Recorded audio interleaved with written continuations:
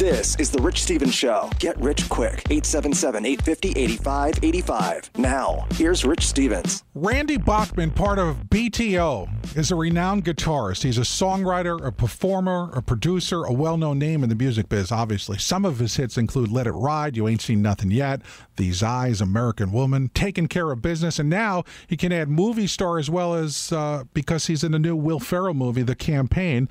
And even more, he's written a book. The book is called Randy Bachman's Vinyl Tap Stories. Tons of behind-the-scenes stories from his more than 50-year career and some really cool pictures in the book, too. Welcome to the show, the legend, Randy Bachman. Hi, Rich. Nice to be talking to the legend, Get Rich. Yeah, thank you. I appreciate that. Yeah. Listen, I want to start this conversation by clearing something up. When I was doing classic rock on the radio and I would play one of your songs, I'd always say it's Bachman Turner Overdrive, but now I'm told it's Bachman. Well, it's Randy Bachman of Bachman Turner Overdrive. That way you get it both. So you got to cover both ways. That's what I had to say in American Bandstand. It's the first thing Dick Clark asked me. And, you know, I grew up in Winnipeg, so it was Bachman and Datsun and, you know, pasta instead of pasta and stuff like that. And when we signed with Mercury Records in the early 70s, he was a German guy. Charlie Fasch was his name. And so he sent out our bio that Bachman would be sent, and in parentheses he put B-O-C-K-M-A-N, Bachman, the real, you know, old-fashioned German way. So I used to say, honestly, this is Randy Bachman of Bachman Turner Overdrive, like it was two separate entities, and that way I got it all covered. But, you know, to this day, if I called somebody in the States and say it's Randy Bachman, they don't know who I am. That is. And if I say it's Randy Bachman, boom, I get through. So I guess you're going to stick with the Bachman then, right? Yep. Listen, you're from Winnipeg. I know somebody that's from Winnipeg too. I wonder if it's a small place. I wonder if you know this guy. He's my boss, George Johns. Are you kidding? George Johns and the Phantoms. Are you kidding? They were there alongside the Guess Who and Neil Young and the Squires and everything. I know George very well. Yeah. Really? And today's his birthday too. You're kidding. Mine was just 4 days ago on the 27th. It must be a Winnipeg thing, huh? It is, and Fred Turner's is in another week. Oh, my God. And I think we have another friend in common because you know George's boss, Jimmy Darren from CKY. I do. I know all those guys. Can you give me some dirt on them? Yes, but not on the air. Really? All right, we got to talk about that. Listen, so you start out as a kid in Winnipeg. You taught yourself the guitar? Well, I played classical violin for about 7 years and then saw Elvis on TV. I had some cousins showed me 3 chords on a guitar. I saw Elvis on TV, and I was hooked. That's amazing. And you've created some of the biggest anthems in music history. Tell me about the piano piece from Taking Care of Business. Oh, well, we had recorded the song, and it was just to be an album cut. I was singing it to give Fred Turner a break, because he at that point was singing everything. And with a voice like his, I was happy to let him sing, just as in the Guess Who, I let Burton Cummings do most of the singing with great voices like that. And it's like 1 o'clock in the morning. There's a knock at our studio door, and Taking Care of Business is playing, and we're putting on our coats and packing up our briefcases. And there's a guy standing there in the hallway with an army suit on, a fatigue suit, so there's no markings, just that khaki-colored suit and top and bottom, and a hat. And he's got a big frizzy beard and long hair, and he says, "Did you guys order the pizza?" He's standing there with 4 pizzas, and I say, "No, try down the hall." So he goes down the hall and gets rid of the pizza. And down the hall was Steve Miller doing his Fly Like an Eagle album, and War was doing the Why Can't We Be Friends album. And he gets rid of the pizza. He comes back, he knocks on our door again, and we're about to leave, and he said, "That song sounds like it could really use a piano." And I said, "Yeah, great. I'd like to get Little Richard, but he's probably going insane somewhere. Elton John's in Caribou recording an album, and we're going home to sleep." And he said, "I'm a piano player. Will you give me a shot?" And deep down in my voice, in my heart, I get this little thing, give the guy a shot, give the guy a shot. So we open the piano, throw in a mic, and say, "Okay, play a little bit of Elton John, a little bit of Dr. John, a little bit of Little Richard. We don't have time to listen to it. Just play a take." We played it once. He played a take. We all went home. He went on delivering more pizza. Wow. We come back the next morning to hear the album, and to our surprise, the head of our label flew in, Charlie Fasch, and he said, "I want to hear the album." So I said to the engineer, "When you play back Taking Care of Business, don't play the piano track because we haven't even heard it back yet." But halfway through the song, he brings up the piano fader and the volume. The piano gets louder, and Charlie Fasch says, wow, what's that, BTO with the piano? That's phenomenal. That'll get you on top 40 radio. Because up to that point, we were an FM album band, like the late 60s, early 70s. We did 4 or 5 minute tracks with big, long guitar solos, and that's what FM radio was.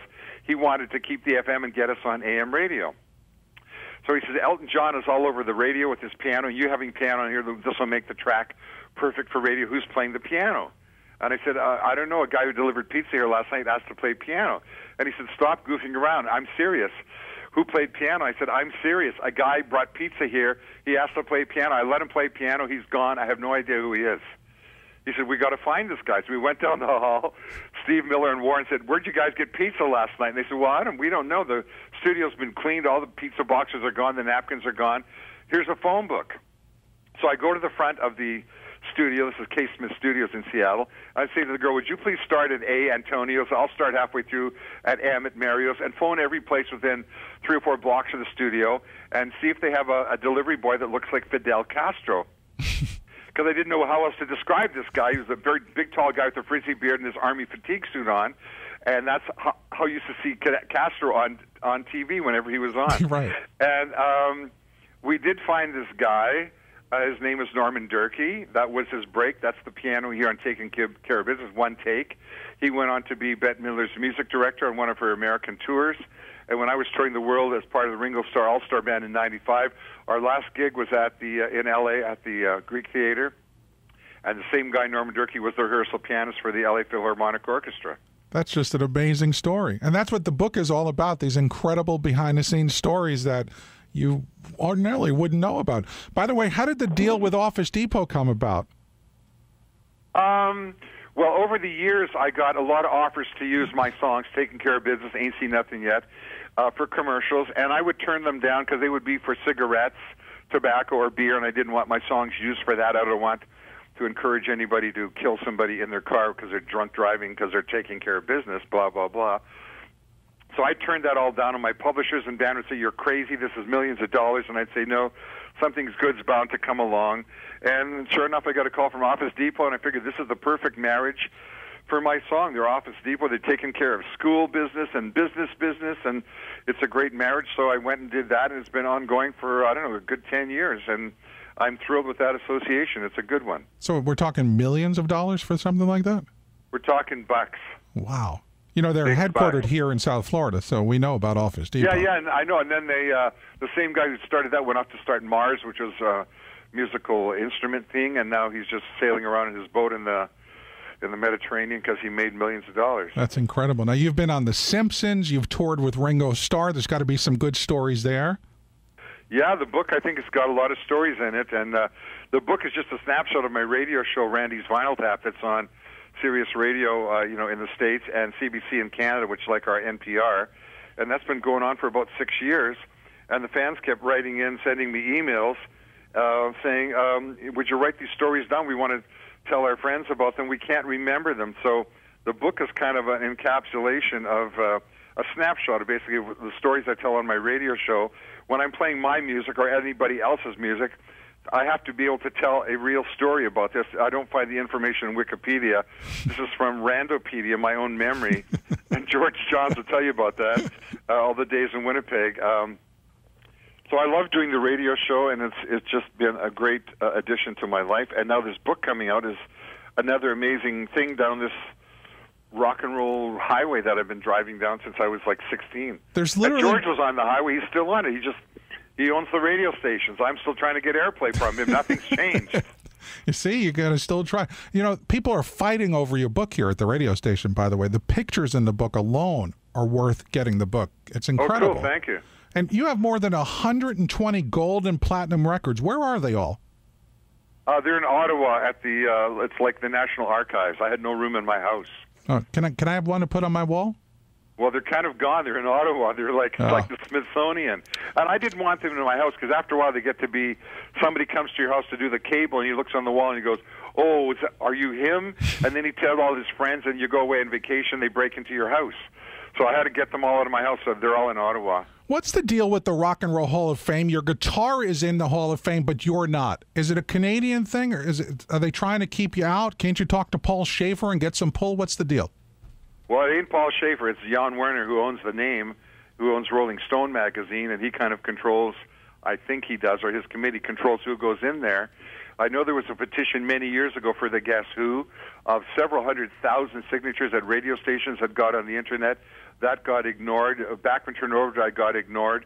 Rush got ignored. April Wine got ignored. There's a lot of Canadian bands who have sold tens of millions of records around the world, and they tend to put in lesser British bands. And I don't discount who they put in. They deserve it. They paid the same dues as us. But I think there ought to be a Canadian room in that Hall of Fame, or a Canadian shelf or something. Well, what do you think? What do you think it is? I mean, the fact that your guitar is there and you're not. Well, it's two different things. The museum in Cleveland is different than the Rock and Roll Hall of Fame, which is in New York, which is owned by Jan Wenner of Rolling Stone. It's two different parties, so to speak, with kind of the same.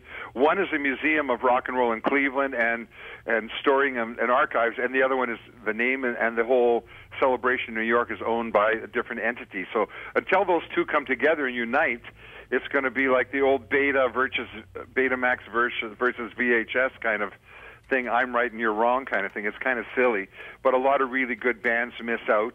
And like I said, I don't begrudge anybody in there, but Leonard Cohen's in there, and I don't think he's really rocked out in his life. And I love the guy; he's a great poet and everything.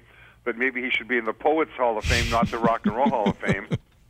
We're talking to Randy Bachman from Bachman Turner Overdrive. I know you're limited on time, and I can't tell you how much I appreciate the time to spend with you. I have to ask you to please tell me the story about These Eyes, or was it These Arms?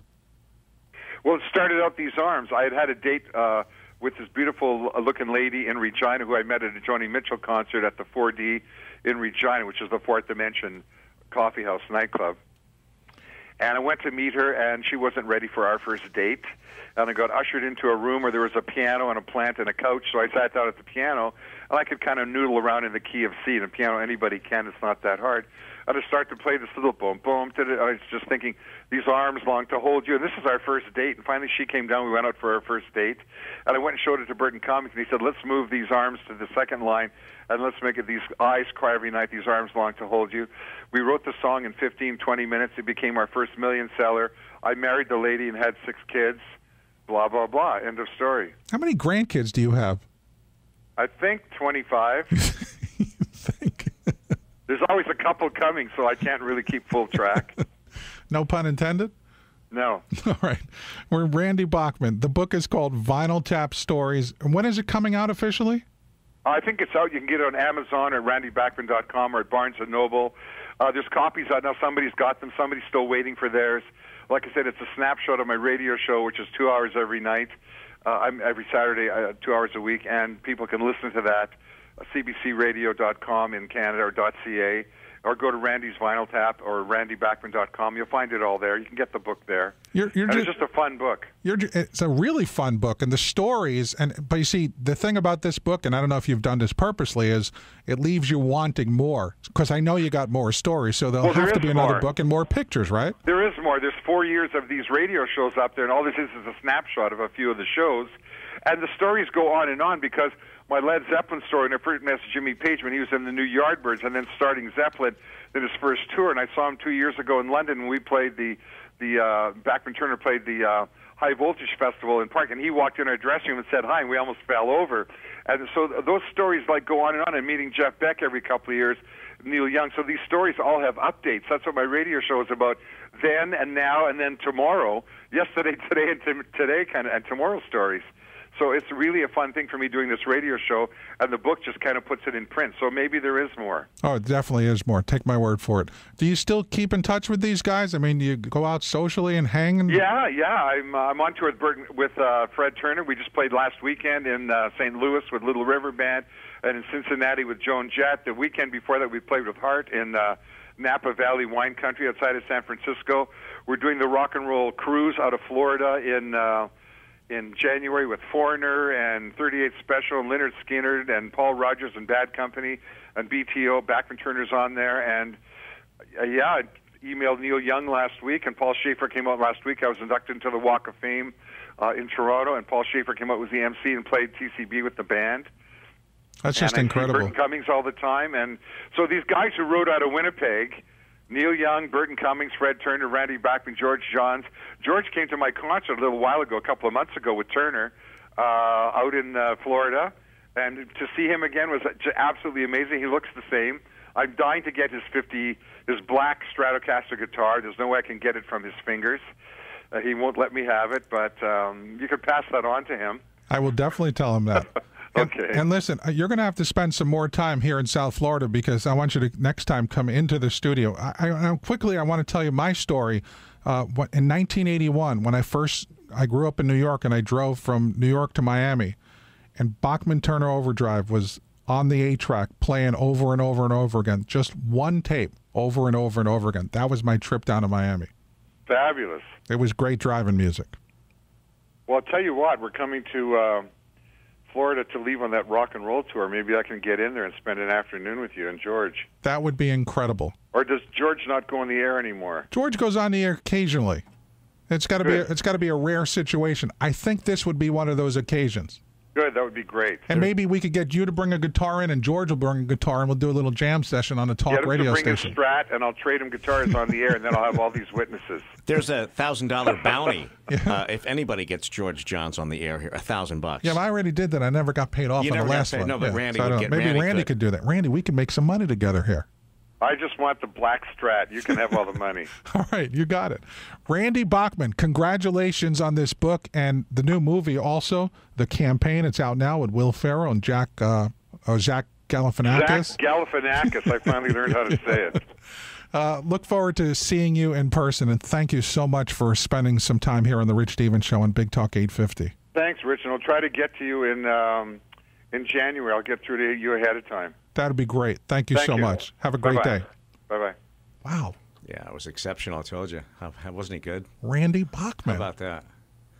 Bachman Turner Overdrive. How about throwing names down like Plant and Neil? Neil? I mean, throwing names around like, hey, I went to lunch with Buzz and I'm going to dinner with Parker. He's talking about Neil Young and Ringo Starr. And George Johns. Yeah, right. It's just incredible. Now that little guy's been elevated. How does George feel right now to hear his name amongst those guys? Yeah, that's pretty big. That's big-time stuff. See, a lot of people don't give George the credit that he deserves, but now that I know that he's got something that Randy Bachman wants, maybe we could work out something. Well, he's got something that we all want. But just think about this for a second, what he said, and I believe him because he sounds like a sincere person. Yeah. When he's here in January, if we get him to come in the studio and do a little jam session, that would just be incredible. Unplugged, huh? Wow. All right, I need to take a little chill. Yeah. This is The Rich Stevens Show on Big Talk 850.